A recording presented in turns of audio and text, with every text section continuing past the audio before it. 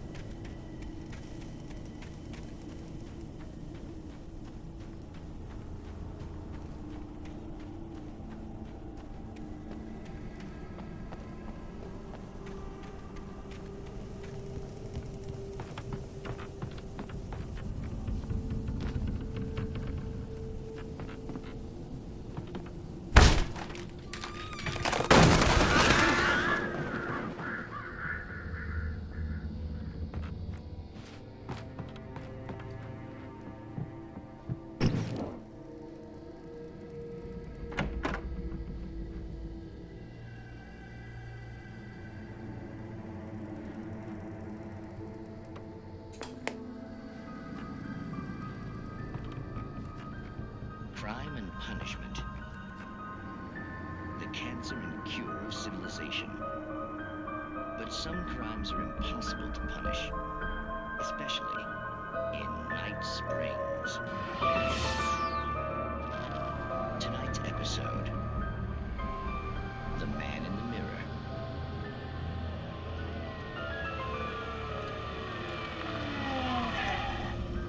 He's inside, Agent. He's a weird one. So, you're confessing to killing that guy, huh? Why? And it coming? Yeah, but why would you do that? I mean, you're a nice guy. Normal. Took a kid to a soccer game. So how come at the game, you pick a guy and, quoting from the arresting officer's report here, assault the victim's head area repeatedly with the weapon of choice being a pair of bare fists? Wow, that sentence really flows, huh? Maybe you're not the literary type. Okay, so you mess him up. But why? Who was that guy? We couldn't ID him. Why would a guy like you do him like that? I didn't like his face? Well, you must have hated it, because you really went to town there. I mean, there's no way to tell what he looked like. No ID on him either. That must be difficult. But then we ran the fingerprints. Got a match. Your prints. Identical. Huh, how about that? Your son said you were wearing a white shirt when you took him to the game. The white shirt is on the dead guy. It's plenty red now. You won't get away with this. Do you really think that's in any way relevant to me? I had plenty of time to talk to my boy before the cops arrived, you know? He won't stop screaming, am I right? You think he's ever gonna be okay? I left my mark. Believe me. You bastard. What? You gonna shoot me? What's the point? I'm going to prison. You got me. I don't understand any of this. And you never will. Don't worry. Maybe you'll see me again, Agent. Maybe in the mirror.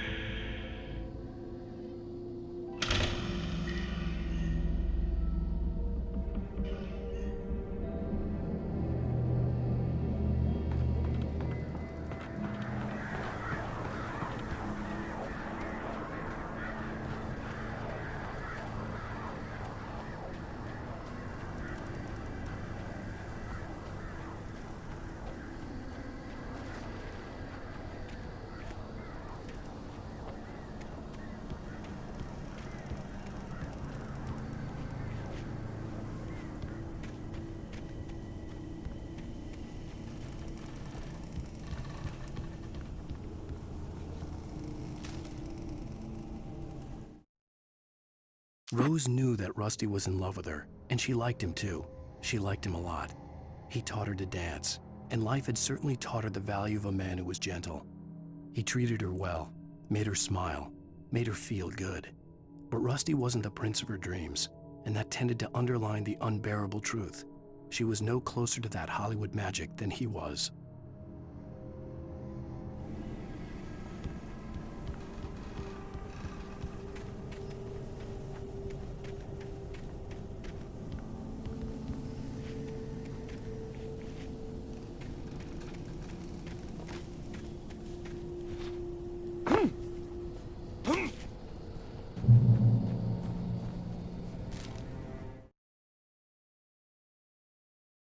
The air in the visitor center was heavy with an awful smell, as if some rotten drowned thing had crawled up from its grave. Rusty kept coughing blood. My eyes were drawn to the twisted shape of his broken leg. The attack had been vicious. Max whined in his cage. Rusty's eyes were wild with fear and terror. He gasped, "Mr. Wake, it happened just the way it was on that page."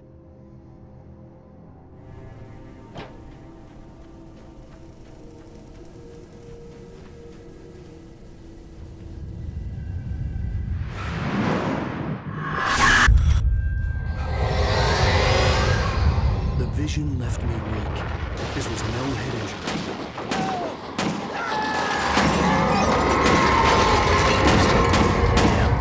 Rusty, hang on! I'm coming! Please, help me! Anybody? Help me! Help me! Can you hear me? Anyone? Please help! The visitor center was sturdy, but the impact turned the front of the building into splinters. Rusty was thrown across the lobby like a rag doll and hit the far wall hard. It didn't hurt until he tried to move and saw his leg bend the wrong way, felt the broken rib stabbing him on the inside. Rusty howled in pain and fear, suddenly afraid to die alone.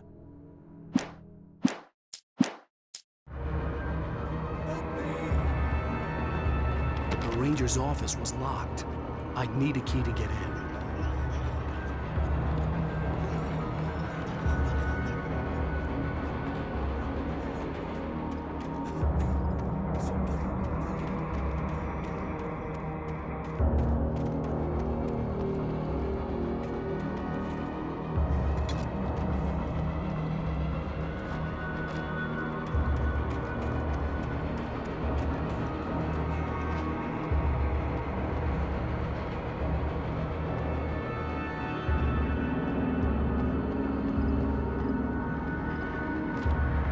Hello?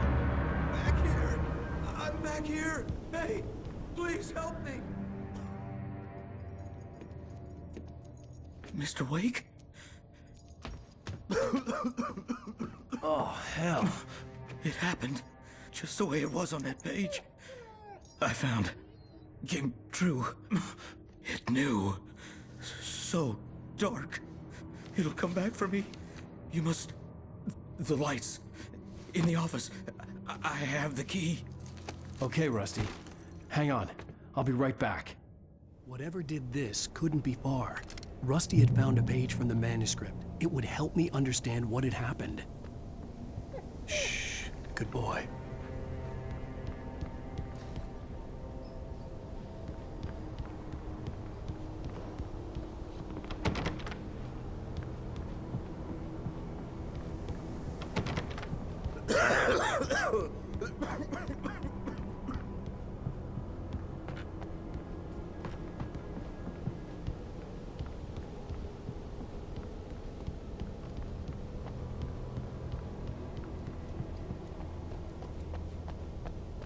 The only way to make sure that Rusty was safe was to get the power running and the lights back on.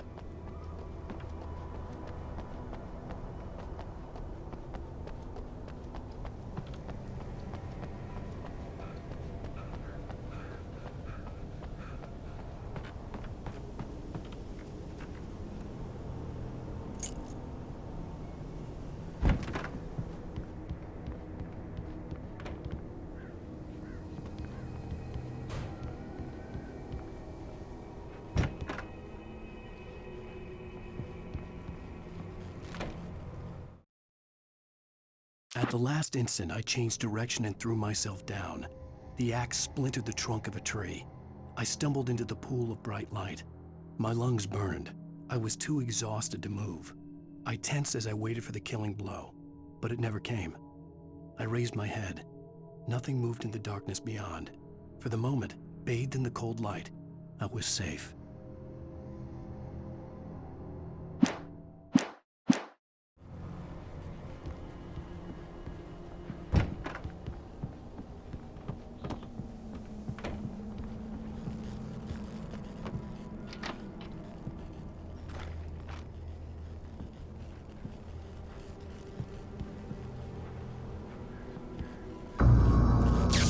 Too late. Someone had destroyed the circuit breaker. There was no way to get the lights back on.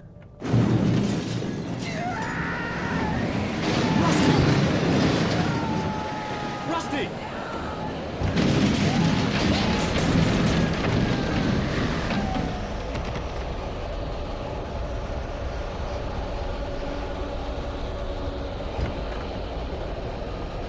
The ground was covered with oily patches that looked like liquid darkness.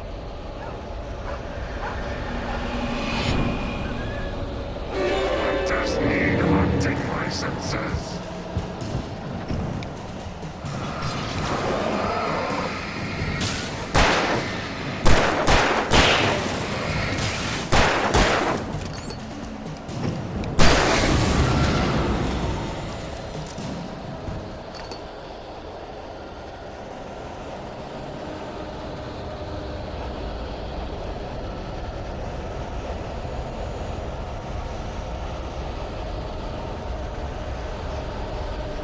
Something had torn a mammoth-sized hole in the wall.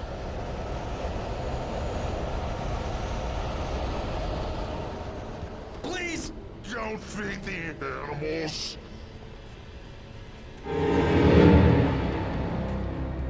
Fishing! For those prisoners who purchase a park Fishing. license! Obey! At all times. Rusty? Rusty, no! Never. Don't approach closer than 100 yards. Two bears and wolves never approach any other wildlife closer than. 25 Pets must be leashed. at all times. Never leave your pet. Unattended.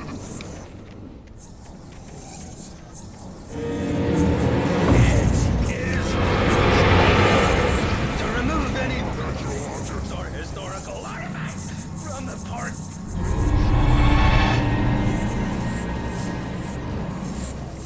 This includes even Yobait or even simple berries.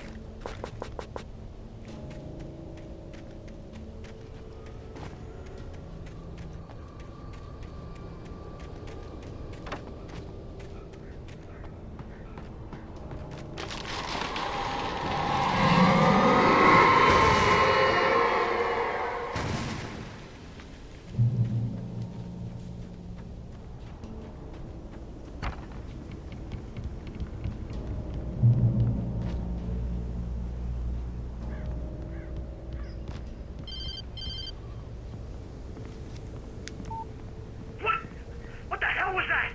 I saw it from the window. I saw something. Forget about it, Barry. It's just me going crazy. Oh, jeez. Oh, jeez. You're not crazy. I wish you were crazy, but you're not crazy. Ow, be careful. Stay in the cabin. Don't open the door for anyone. I mean it.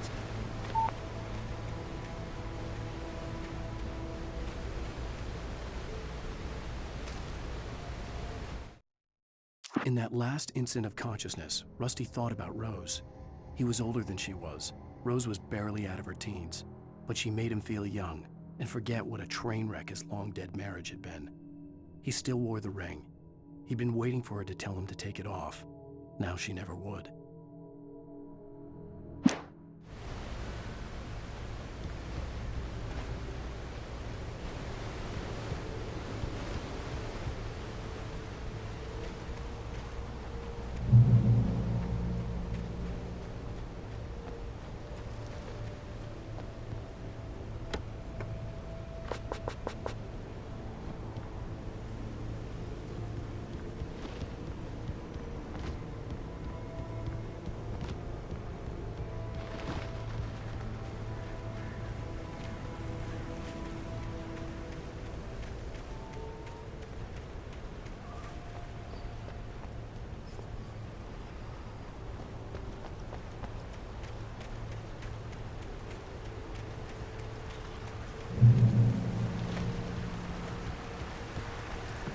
Lover's Peak was at the far end of the nature trail.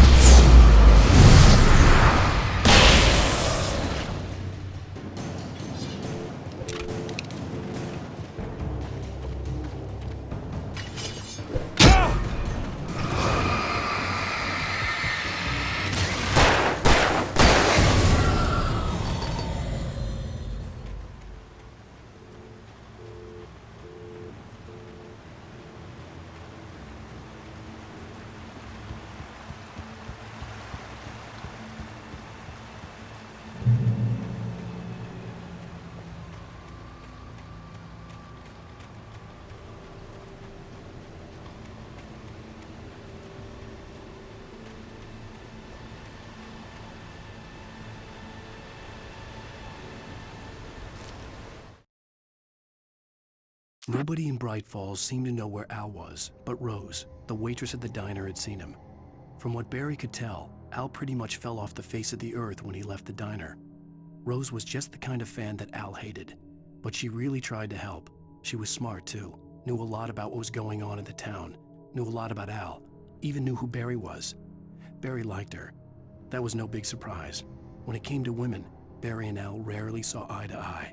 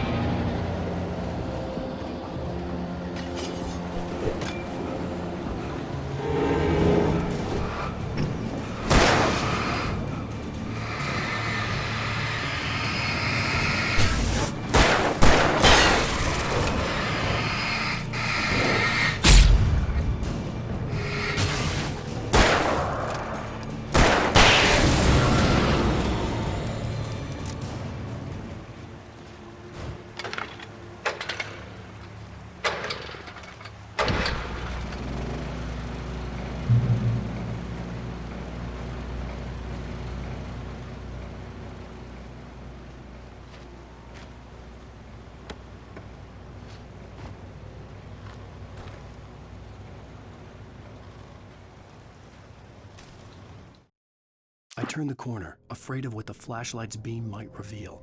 Suddenly, a roughly painted symbol of a torch glowed in the light.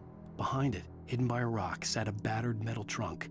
It was here for a reason, packed with supplies, batteries, flares, ammo, things you need to make it through the darkness of the night. Something left behind by someone who knew what I knew, and more.